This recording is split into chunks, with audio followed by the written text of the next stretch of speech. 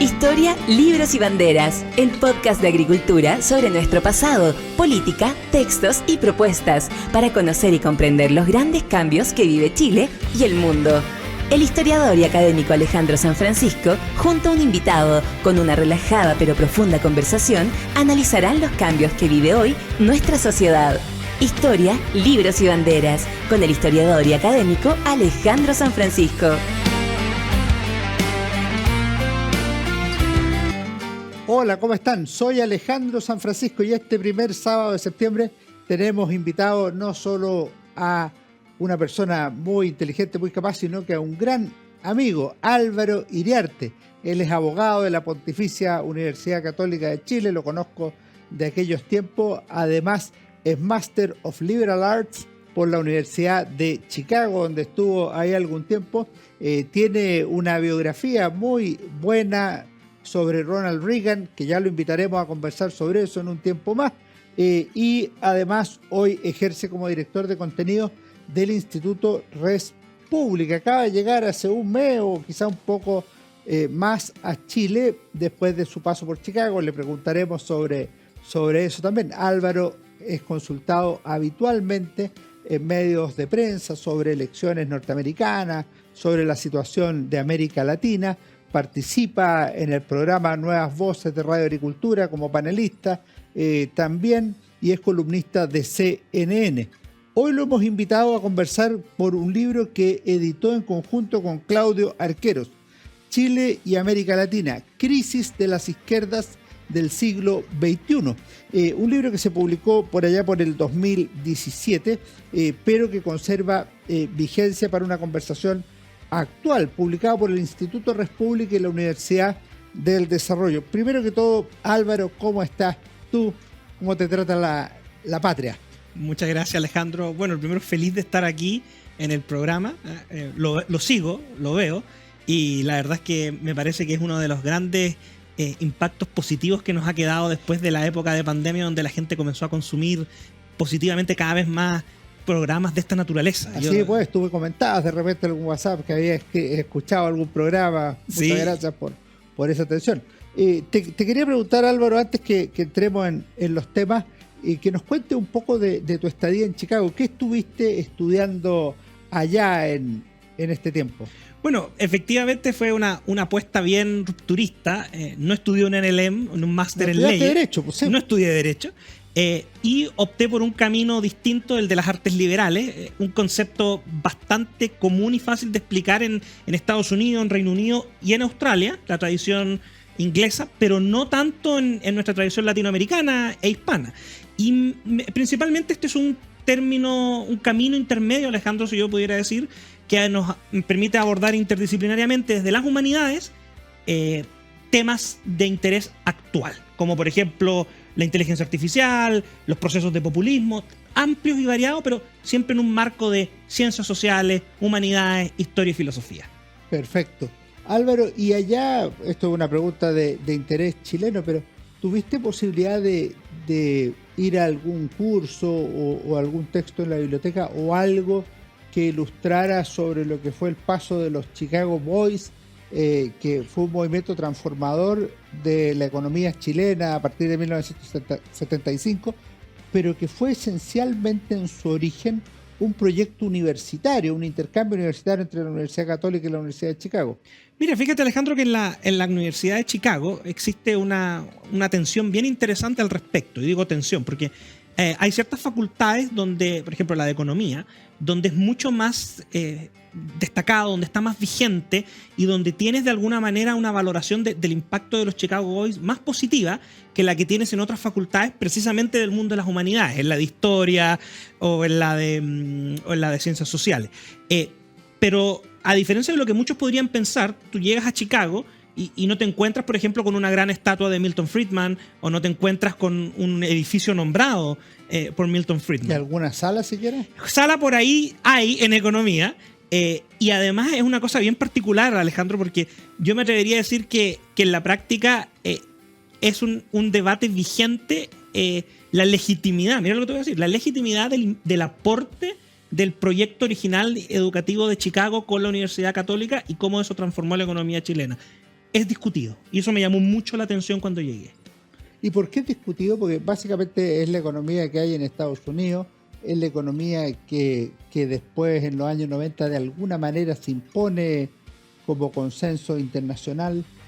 Sí, yo me atrevería a decir que son dos las razones. La primera es porque las universidades en Estados Unidos, incluso Chicago, que es una de las que ha demostrado consistentemente mayores indicadores de libertad de cátedra y de expresión dentro del campus, están sometidas desde las ciencias sociales a una presión muy fuerte de cierta interpretación marxista o neomarxista de los acontecimientos.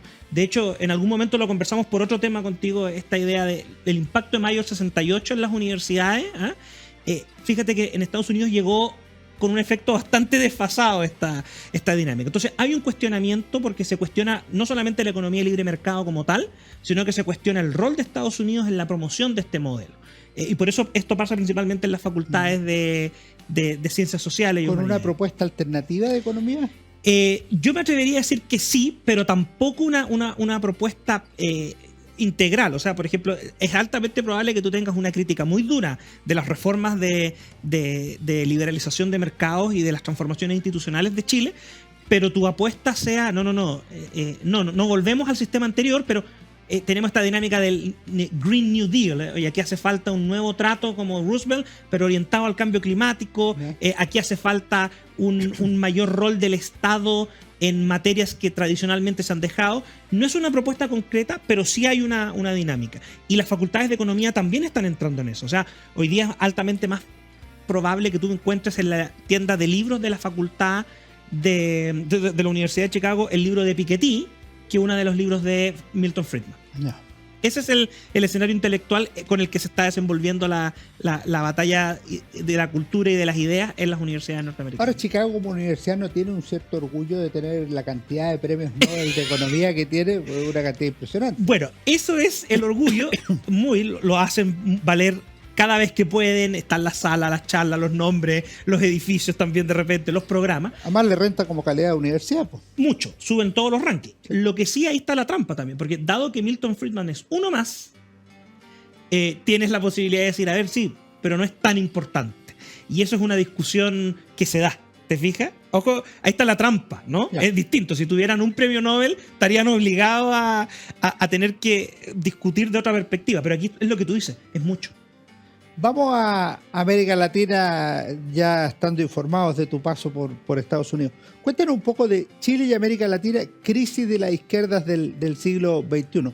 ¿Cuál era el objetivo de este libro, los temas que trata más o menos general? La gente lo puede consultar después. Y lo otro que me interesa es, tú hablas de la crisis de las izquierdas del siglo XXI, ya veremos que América Latina es un continente de oleadas, o sea, ese era un momento de crisis de la izquierda. Vamos a ir a lo que pasó después. Sí, claro, a ver, el contexto, Alejandro, es un momento donde todo indicaba que tú ocupaste la mejor expresión posible, venía la ola, ¿no? Y era esta ola que venía a sacar a las izquierdas del siglo XXI. Había sido destituida Dilma Rousseff en Brasil. En Argentina venía terminando este ciclo de Cristina Fernández. Macri. Y entraba, claro, Macri. Chile, veníamos ya, todo indicaba que el proyecto de la nueva mayoría y el gobierno de la nueva mayoría no se proyectaba y venía entrando con mucha fuerza lo que iba a ser el segundo gobierno del presidente Sebastián Piñera. O sea, este proyecto de decir, oye, vamos a dar vuelta acá a las cosas. Bolivia ya presentaba signos de inestabilidad. Correa desaparecía formalmente de la escena política ecuatoriana. Y teníamos en Venezuela una profundización o aceleración en la profundización de la crisis económica y social.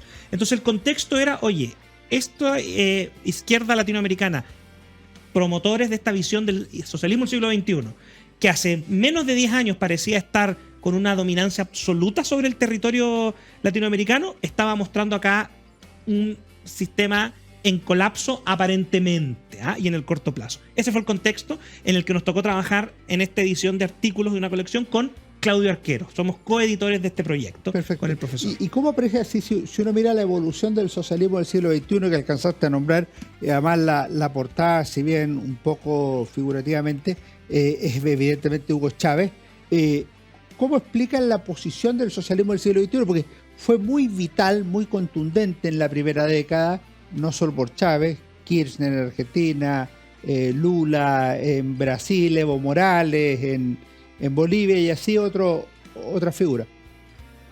Una decadencia en los años, en la segunda década, lo que tú manifestabas, pero se ve un fortalecimiento, renacimiento, si bien con matices y con diferencias, en la década del 20 al punto que hoy gobierna Lula y uno podría decir que la marea roja ha terminado por extenderse, si lo miramos bien, desde en principio al 2022, desde México hasta Chile y Argentina.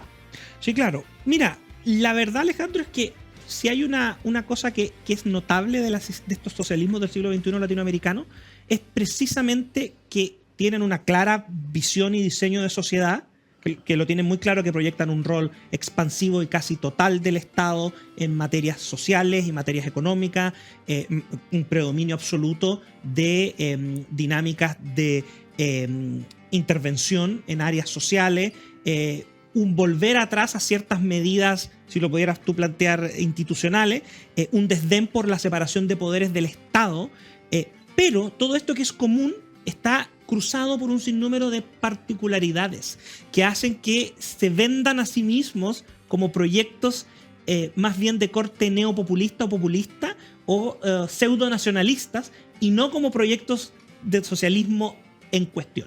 Y el efecto también está dado por algo. O sea, cuando surge la primera ola, tenemos un super ciclo de commodities. El petróleo, el cobre, la soja. Claro, entre 2000 y 2010. Correcto. Y eso te permite desempeñar un rol notable como gobierno en cada uno de estos países con políticas asistencialistas de gratuidad o si tú lo quieres ver de corte más bien no autofinanciadas y no proyectables en el tiempo y además universal, sin focalización. Y eso marca, es muy potente. O sea, no nos olvidemos que en algún momento incluso Hugo Chávez tenía la capacidad de entregar departamentos completamente amoblados como viviendas sociales por el precio de $120 el barril de petróleo. Pero ahora... Y produciendo petróleo. Y produciendo petróleo, claro. Pero en este interludio, el interludio dio muestras de un agotamiento, pero quizás podría uno entender que era agotamiento con las figuras propiamente tal. O sea, teníamos los Kirchner, que había sido Néstor, Cristina. Teníamos Correa, que había sido Correa. ¿Ah? Teníamos... Evo. Y bueno, Hugo Chávez, lo mismo. Entonces... Hugo Chávez, Maduro. Tal cual. ¿Y qué pasa, Alejandro? Ahí se produce un quiebre porque tienes cambios bien interesantes. Macri en Argentina, Lula en Brasil, que a mi juicio es de los más interesantes de entender la dinámica brasileña. Piñera acá después de Bachelet nueva mayoría, y así. Pero estos cambios, en el fondo, es la misma gente la que termina votando. Y esto que parece tan obvio es relevante porque Macri, sin perjuicio de la evaluación que uno pueda tener del gobierno, duró 4 años. Y parte importante fue porque la gente prefirió volver a la dinámica del gobierno kirchnerista de subsidios, bonos y otras cosas por sobre hacer esos esfuerzos que el país requiere institucionalmente para romper la situación de pobreza. Vamos a ver el tema de Argentina, que me parece muy interesante lo que está pasando allá, pero antes quiero cerrar un poco el tema de Venezuela y el socialismo del siglo XXI en su versión original. ¿Qué dimensiones tiene la crisis de Venezuela? Porque hoy día uno ya va a cumplir un cuarto de siglo y la puede evaluar en el largo plazo. Y a la crisis institucional uno le puede sumar la crisis demográfica. ¿Qué me podrías decir tú de la crisis venezolana? Bueno, la crisis venezolana, esto es una opinión, Alejandro, pero cada vez se hace más patente esto. Pareciera ser que Venezuela es la nueva Cuba, en el entendido que cuando tú estudias el periodo post-revolución cubana, durante mucho tiempo era, no, si Cuba va a caer, cayó la Unión Soviética, se desintegraron todos esos bloques y Cuba sigue ahí. ¿Cuánto tiempo lleva Cuba en esa dinámica de modelo? O sea, lo que va a caer es la dictadura de Castro, la dictadura de Díaz-Canel. Y seguimos. Y siempre encuentra un socio estratégico. Si no es la Unión Soviética con el bloque económico, fueron los inversionistas españoles de los gobiernos socialistas. Y después Venezuela. Y ahora tiene China con otra dinámica. La crisis profunda es bien interesante. Y tú mencionaste la crisis demográfica. El problema es el éxodo masivo. O sea, ya en estos momentos hay cifras que están indicando que la población, que la diáspora venezolana ya es más grande que lo que nunca ha sido en su historia, pero además que en algún momento ya debería empezar a ser un porcentaje importante de la población total venezolana, más del 25% de la población fuera de Venezuela, buscando oportunidades económicas, derechamente.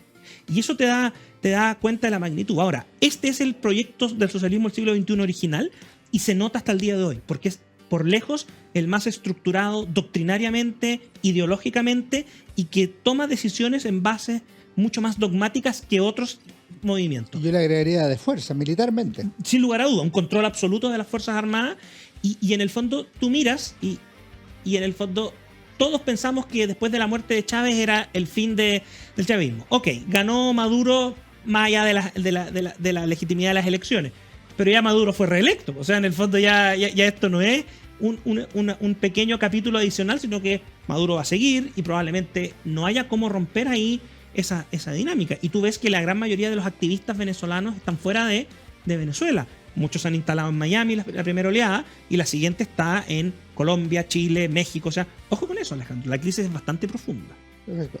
Álvaro, vamos a hacer un pequeño alto y a la vuelta quiero que ingresemos a conversar a partir de este libro que es de 2017 de los temas actuales de América Latina, si te parece. Fantástico, encantado. Volvemos de inmediato en Historia, Libros y Banderas con Álvaro Iriarte. En nuestra obra Historia de Chile 1960-2010 de la Universidad San Sebastián encontrarás un análisis sobre la crisis y ruptura de la democracia chilena antes de 1973, la creación de un nuevo orden institucional y la democratización y desarrollo del país en las últimas décadas. Conoce más en uss.cl. En CMPC llevamos un largo camino fortaleciendo nuestro trabajo, lo que nos ha permitido desarrollar distintas iniciativas junto a comunidades, por ejemplo, con la recuperación de un árbol extinto o el restablecimiento de agua potable en zonas rurales, la conexión del turismo y cultura a través de una sola ruta, o también el desarrollo de envases reciclables y amigables con el medio ambiente. Son esos y otros desafíos los que hoy nos permiten creer en el valor de las soluciones inspiradas en la naturaleza. CMPC, creando valor natural. Conoce más en cmpc.com. Volvemos en Historia, Libro y Bandera y estamos conversando con Álvaro Iriarte a propósito de este libro que editó con Claudio Arqueros, que trabaja en la Fundación Jaime Guzmán, Chile y América Latina, crisis de la izquierda del siglo XXI. ¿Por qué te parece que duró tan poco la marea de derecha en América Latina? ¿Por qué estamos ahora en una ya no crisis del socialismo del siglo XXI, sino en lo que podríamos llamar crisis de las derechas del siglo XXI? Sí, bueno, me da la impresión, Alejandro, que un dato importante que abordamos en este libro, los capítulos tienen una parte general con dos capítulos muy de contexto. Aquí tenemos un tema relevante que es una captura del Estado, del aparato estatal, no por grupos, sino que por una figura que es la corrupción. Una situación que no se había visto recientemente en Chile como lo estamos experimentando desde mayo-junio con este caso convenios, fundaciones o transferencias. Y otro elemento tiene que ver con la irrupción del crimen organizado. Estos dos factores, Alejandro, van proyectando una sombra muy, muy, muy negativa sobre la institucionalidad vigente en los países latinoamericanos. Y la izquierda del siglo XXI, directo o indirectamente, se sirve de estos dos fenómenos para mantener un control. O sea, la izquierda del siglo XXI en Latinoamérica siempre te plantea nosotros o el caos. ¿Y por qué es el caos? Porque en el fondo no funciona el Estado, tienen la capacidad de parar el engranaje del Estado o tienen la capacidad de generar esa sensación de que el país se viene abajo en inseguridad si no están ellos.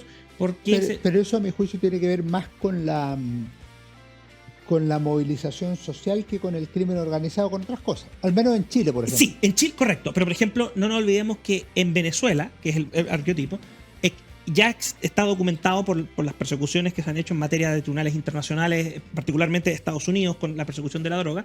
Los generales de ejército, que Venezuela tiene más generales de ejército que Estados Unidos en función de la proporción del tamaño de las Fuerzas Armadas, tienen en el fondo, son cada uno una parcela de líder narcotraficante.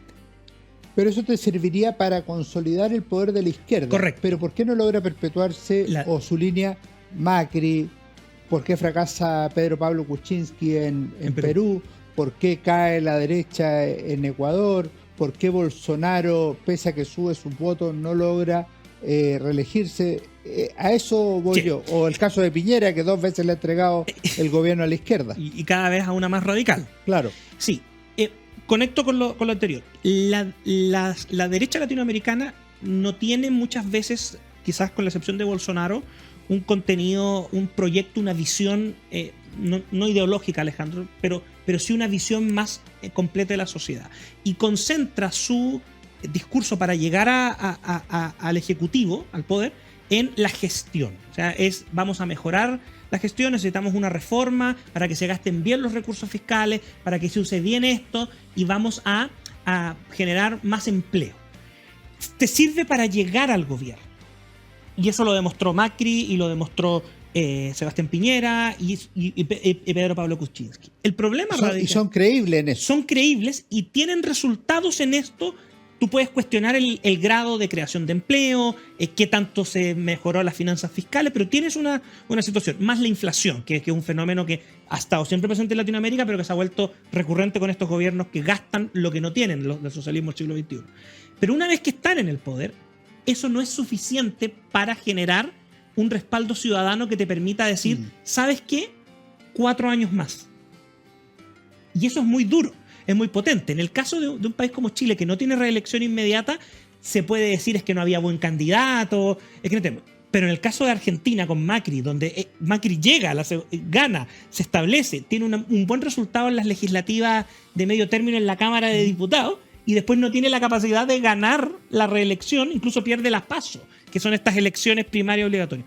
Falta una proyección. No generan esa inspiración porque no tienen, algunos le llaman mística, otros le llaman marketing político, pero lo que es claro es que no logran captar las voluntades ciudadanas para proyectarse más de 4 años. Y es notable porque producen el efecto y la gente te puede decir, sí, yo estoy mejor, yo tengo trabajo, yo tengo mejores oportunidades, pero no me resolvió mis problemas. ¿Y cuál era tu problema? No, sigue siendo la educación, de calidad, qué sé yo. Ahí hay un tema, Alejandro. Ahora, si lo traemos, vamos al caso argentino, por ejemplo. ¿Estarás de acuerdo que ahí se ha producido un cambio crucial en las últimas PASO y en el último gobierno? Te pregunto 2 cosas. Primero, ¿es posible hablar de un fracaso del peronismo ya más estructural y no exclusivamente electoral? Y en segundo lugar, el fenómeno Milei, a mi juicio, lo que tiene de particular es precisamente que no se trata de mejorar la gestión del gobierno argentino, sino de una verdadera revolución cultural. Yo no soy especialista en Argentina, pero sí he seguido las elecciones y sí he seguido la trayectoria de Milei. Y a lo que él apela es a un cambio radical en la cultura política y en la cultura del pueblo argentino. Sí, vamos por parte literalmente. El tema del peronismo, yo tiendo a creer que la elección de Macri es evidentemente una derrota electoral, y eso no hay duda en su momento. Ahora, lo que está pasando hoy día, yo tiendo a creer que tiene algunos tintes de derrota política o de cambio político. Pero el peronismo ha demostrado ser, y en particular el kirchnerismo como un vástago del movimiento peronista, ¿no? El kirchnerismo ha demostrado tener una capacidad de reinventarse muy, muy, muy rápido. Y no nos olvidemos de una cosa, si bien en listas el peronismo llegó tercero, el candidato más votado, el segundo lugar individual, es el candidato kirchnerista en las elecciones argentinas. Sí, Milei, que era el solo y en su misma lista es el más votado para todos los eventos, lista y candidato, correcto, check. Y después todos dicen, ¿no? Y Juntos por el Cambio, que es la coalición del macrismo y otro, llegó segunda, correcto. Y tercero llegó el kirchnerismo, sí. Pero cuando haces el análisis interno, el segundo candidato más votado fue Massa. Ya. Ojo con eso. ¿Y eso qué significaría? Eso significa que existe todavía esa fuerza. Voto duro, el 20%. Que la lista sacó el 27%. Que es un poco más bajo que antes, pero es un voto firme. Pero está ahí. Sigue siendo un quinto del electorado. Sí. Y ojo, que y el peronismo más de un cuarto. Es que ese es el punto. Y ahí hay que poner atención. ¿Por qué? Porque no es coincidencia esta agitación social que se ha visto post pasos que hemos estado reportando, que hay saqueos en distintos lugares, turba, esta medida después de mucho tiempo de resistirse a la devaluación del peso, se hace la devaluación. El kirchnerismo políticamente tiene una maquinaria instalada en el corazón del Estado argentino, tanto a nivel nacional como en las provincias que puede controlar. Claro. Y lo va a poner en movimiento.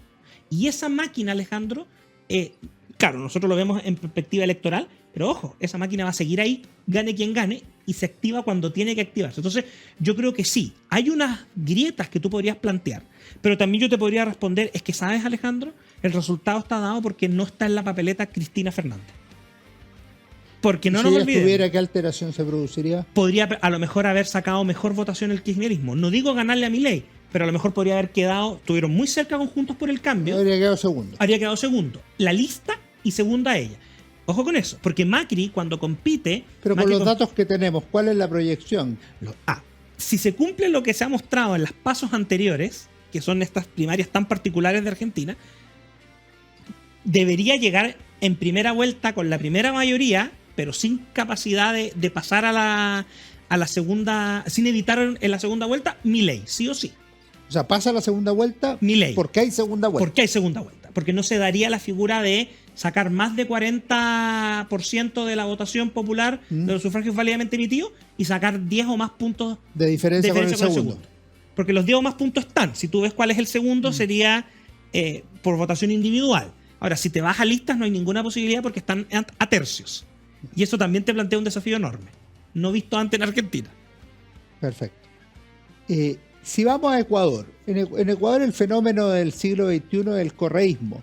El correísmo parecía haberse depurado en los gobiernos de Lenín Moreno, después en el pequeño interludio de derecha, pero hoy día podría resucitar el correísmo. ¿Cómo ves tú las elecciones en Ecuador? Mira, la elección en Ecuador, la figura, la dinámica es bien interesante porque Correa es el correísmo, como Chávez es el chavismo, como Kirchner es el kirchnerismo. ¿Estamos de acuerdo, Alejandro? No hay duda, eso es una obviedad.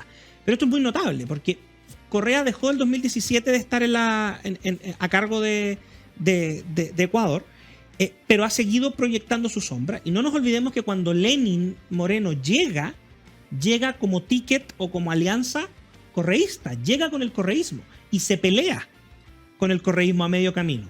Y el correísmo le organiza estas masivas, junto con otras fuerzas de izquierda más radicales, estas masivas protestas, pero Lenin resiste, sobrevive. ¿Correcto? Lenín Moreno termina su mandato constitucional y hace este paso al presidente Lasso. Lo que ocurre acá es que en el caso de Ecuador, no nos olvidemos que tiene su poder legislativo es asamblea unicameral. Y por tanto... Ese es el sueño de la refundación constituyente. El sueño de la refundación constituyente y el sueño del socialismo del siglo XXI. Porque fíjate tú que el resultado electoral del correísmo, en promedio entre la lista parlamentaria y la candidata Luisa González, es 1/3 de los votos.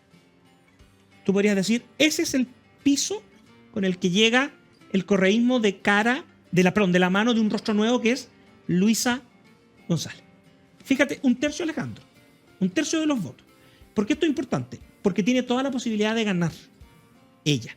Ahora, esto es muy notable porque significaría que el interludio no correísta fue lo suficientemente breve como para que la gente decidiera volver a las dinámicas de Correa. Que Correa es un personaje y el correísmo muy particular, porque por ejemplo no te olvides que él tuvo excelentes relaciones diplomáticas bilaterales con el gobierno del presidente Sebastián Piñera, con el primer gobierno. Siendo que hay una brecha, como tú quieras llamarla, ideológica profunda.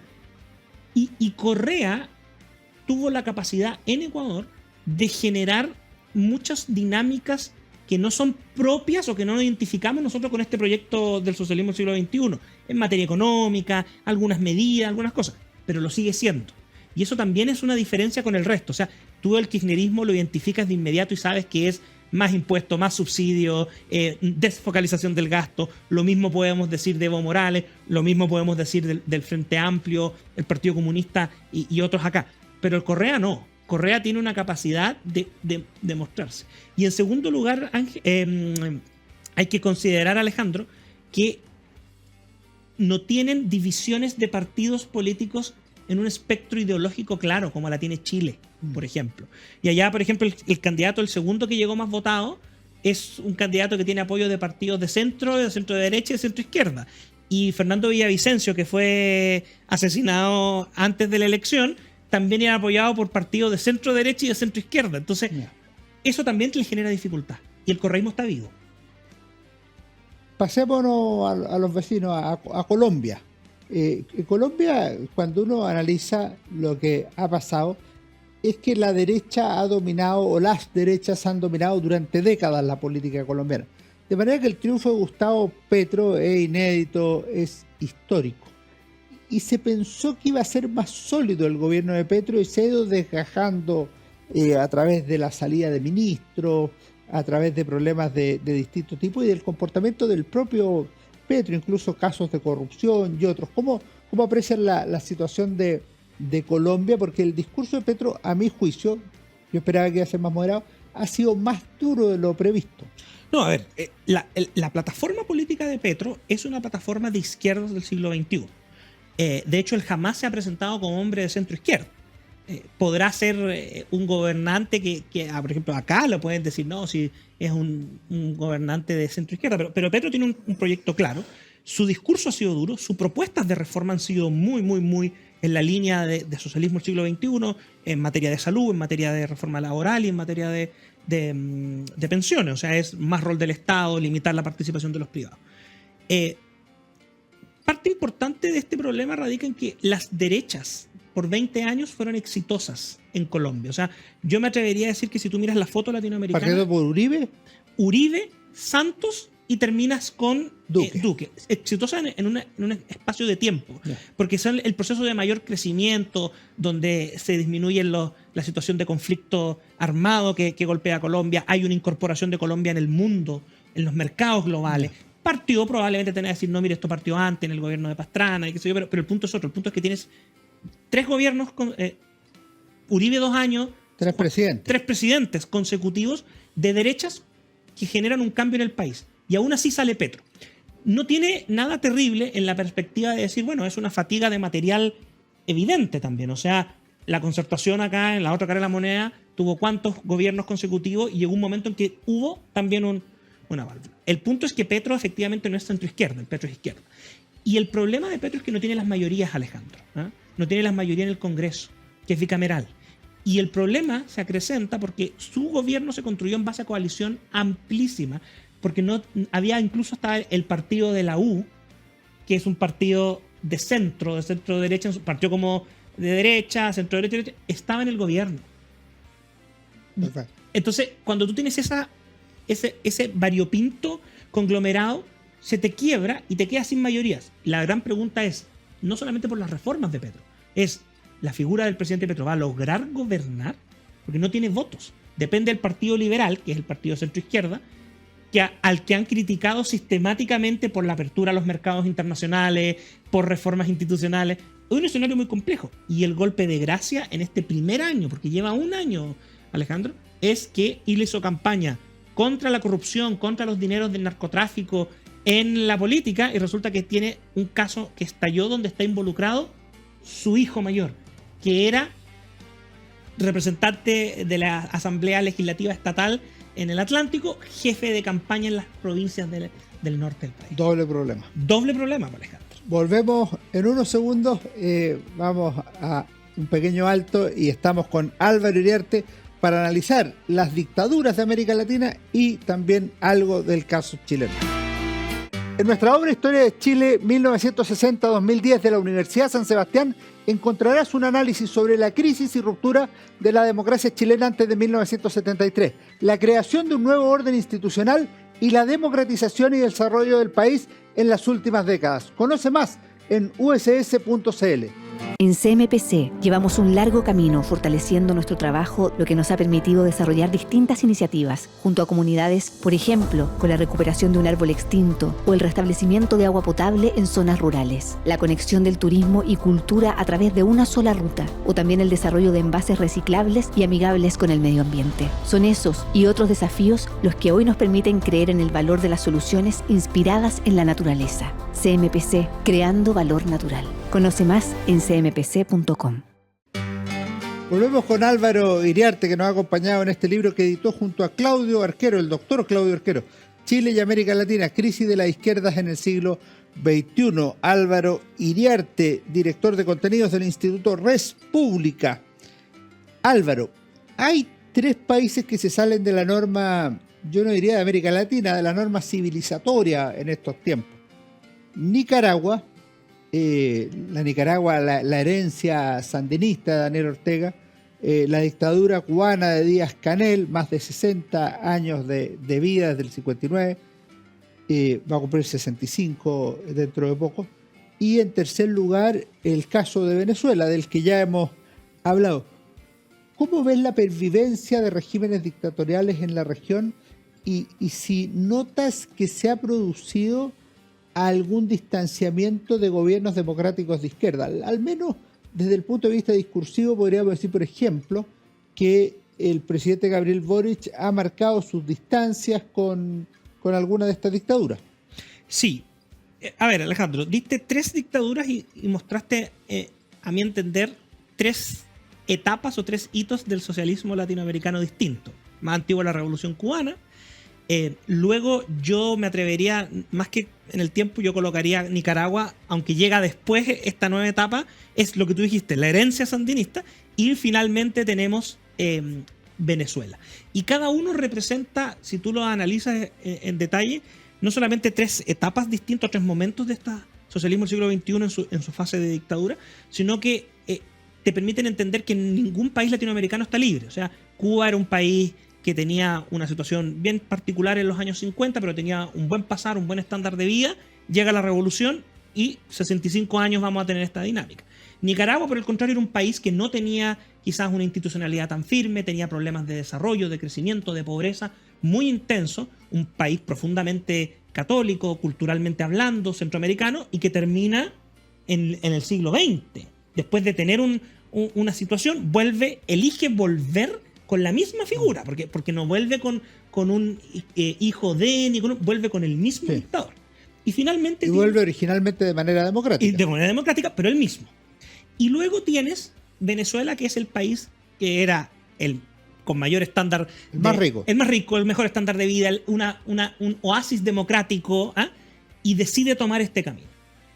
El tema, Alejandro, es que en los 3 casos existe un trabajo intelectual, no solamente de pensamiento político y de difusión, sino que hay intelectuales orgánicos, como diría, e inorgánicos, como diría Hayek, tanto gente pensando y gente difundiendo estas ideas, que les da una vitalidad más allá de lo razonable. O sea, yo me atrevería a decir con mucho respeto que el caso de Cuba es extraordinario porque solo debe ser superado por Corea del Norte en cuanto a régimen dictatorial, de partido único, estructura, o sea, y son capaces de reinventarse.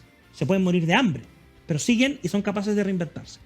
La izquierda latinoamericana, y en especial el socialismo del siglo XXI en el resto de los países, ha tenido desde los 2000 en adelante un rol absolutamente clave en mantener vivas estas dictaduras, porque existe una fascinación, si tú lo quieres, entre romántica por lo que fue la revolución, pero también por cómo están proyectando hacia el futuro este cambio, y directo o indirectamente, cuando tú no condenas estos regímenes, lo que tú estás dando a entender es que tú, a pesar de que seas del partido, colócale el nombre que tú quieras, el partido del unicornio de Chile, que adscribe a esta dinámica, Grupo de Puebla, Grupo de Sao Paulo, como tú quieras, tú estás aspirando a eso en el fondo. O sea, tu modelo a seguir es ese.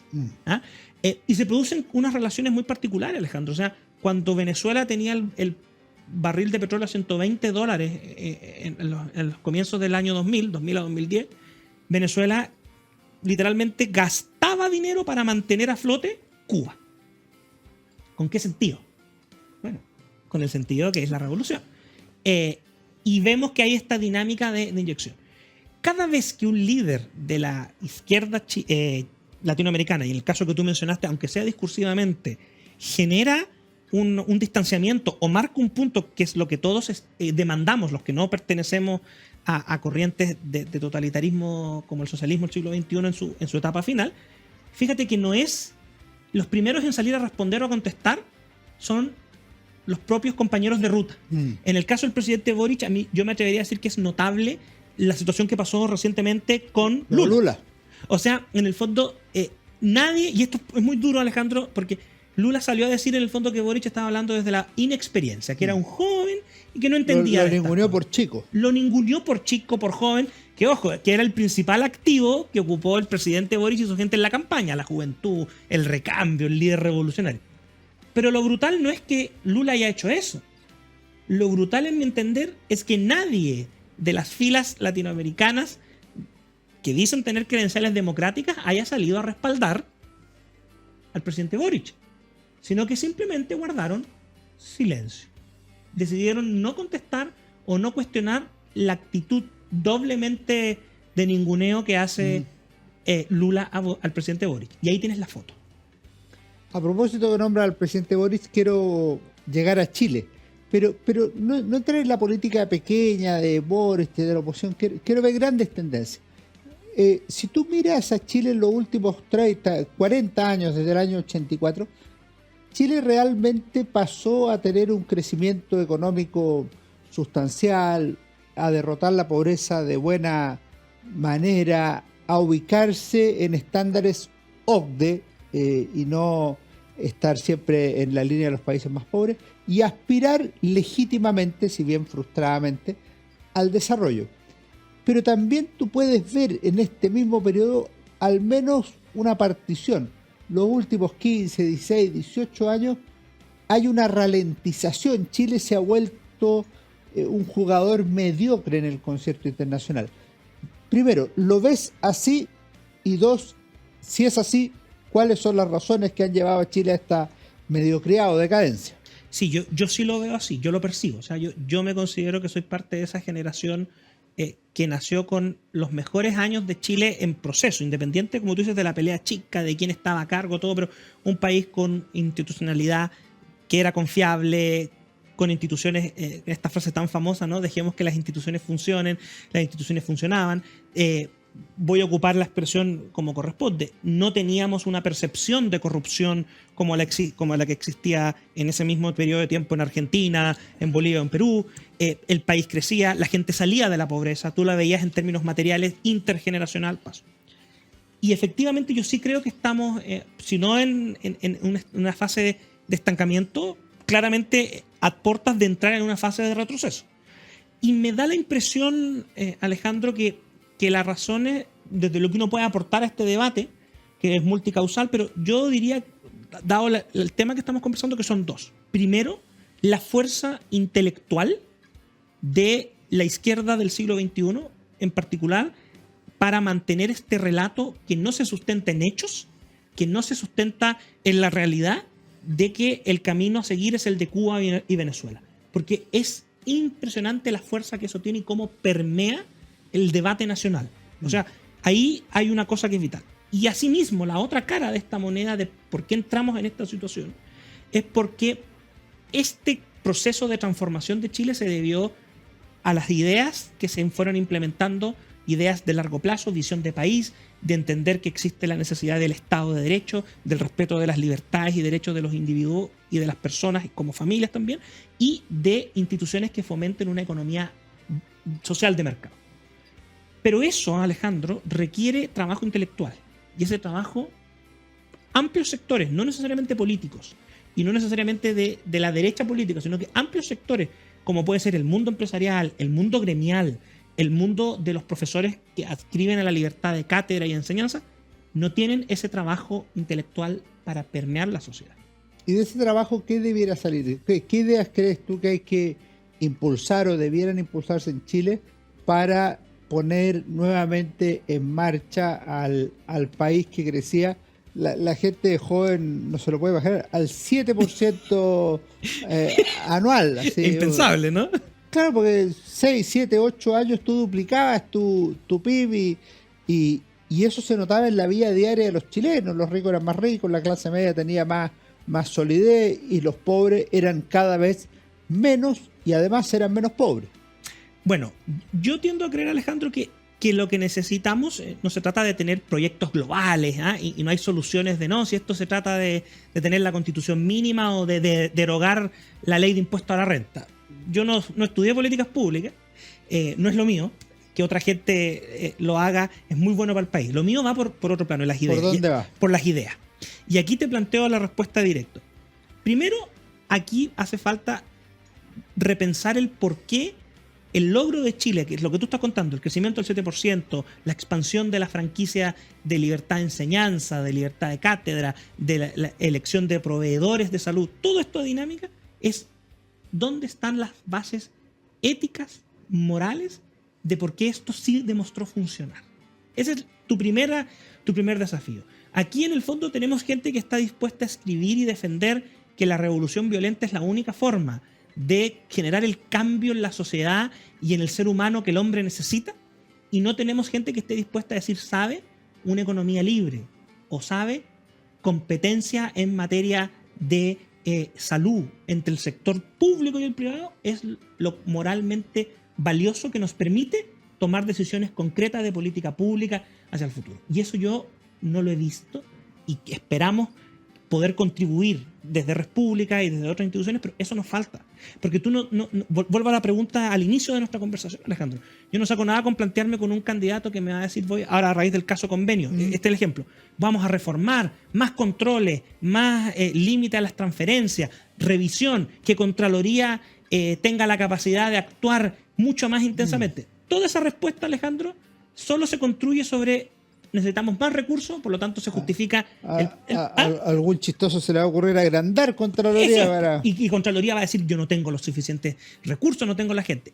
No hay el diagnóstico de decir, oye, aquí el problema pasa porque cuando hablamos de corrupción, donde más fácilmente puede pasar y donde están todos los incentivos puestos es en un sistema como el chileno que lleva 20 años expandiendo el tamaño del Estado, por la vía de burocracia, institución, como tú quieras, pero no está ese diagnóstico. Perfecto. Y ahí está la desafío. Álvaro, tú has escuchado este programa y ya estamos llegando lamentablemente al final. Y al final yo le pregunto a los invitados recomendación de libros, para mí, para nuestros auditores. ¿Tienes algún libro que estés leyendo, que hayas leído, que te haya gustado particularmente en cualquier etapa de tu vida y sobre cualquier tema? No es necesario que sea de América Latina, sino lo que tú estimes. Mira, yo recomendaría en este momento, a raíz de las cosas que están pasando en Chile, incluida la discusión constitucional y otros temas como esta corrupción que estamos viendo, yo recomendaría mucho un pequeño ensayo de Neil Ferguson, La Gran Degeneración. Sí, muy buen libro. Porque damos en el clavo, Alejandro, no solamente se trata de tener buenas instituciones y de tener buenas políticas públicas, es lo que te digo yo, vamos al sustrato intelectual. Cuando tú pierdes estas ideas, la razón, el argumento de fondo, el pensar, el por qué funciona la Contraloría o por qué sirve tener separación de poderes del Estado y lo olvidas, no solamente eres presa del socialismo del siglo XXI, sino que también eres presa de lo que puede pasar, que es que se desarme completamente el entramado institucional y todos entremos como ¿qué pasó? ¿Qué pasó? ¿Por qué quemamos iglesias? ¿Por qué dejamos de invertir en obras públicas? ¿Por qué regalamos dinero de manera universal a gente que no lo necesita y otra que lo necesita lo deja de tener? Ahí tienes una reflexión, no desde la política pública, pero tampoco desde la ciencia política, sino que desde la historia. Desde la historia. ¿Alguno más? Sí. Se viene un ciclo electoral importante en Estados Unidos. Tú sabes que parte importante de mi preocupación, de mi estudio, de lo que hacemos es Estados Unidos. Y yo creo que vale la pena retomar, antes de entrar al 2024, Paul Johnson. ¿Cuál libro de Paul Johnson? Historia de... ¿Cómo se llama en español? Historia de... En inglés es History of the American People. En español debe ser Historia de la Nación Americana o Historia de la gente... Pueblo americano. Del pueblo americano. No recuerdo. Lo recomiendo. ¿Por qué? Porque Estados Unidos tiene una ruta muy particular de desarrollo de su forma de entenderse a sí mismo, de entender a Latinoamérica. Y nosotros no entendemos los fenómenos. O sea, no entendimos a Trump. ¿Cómo ganó Trump? Nos olvidan los periodistas chilenos en Nueva York con cara de qué está pasando aquí ese noviembre de 2016. Pero tampoco entendemos cómo eligen a una persona como Joe Biden con 80 años que da muestras de... Hay que entender a Estados Unidos, hay que entender a su gente. Y Paul Johnson refleja muy bien el proceso. Lo recomiendo antes del 2024. No lo he leído ese libro, así que queda listo y tiene que ser leído antes de las próximas elecciones en Estados Unidos.